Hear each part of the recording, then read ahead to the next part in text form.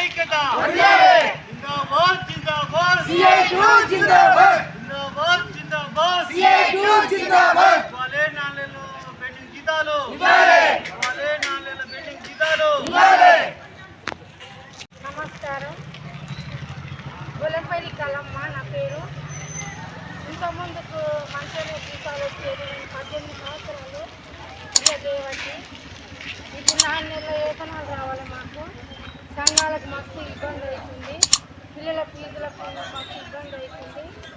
చాలా బాధ ఉంది మాకు.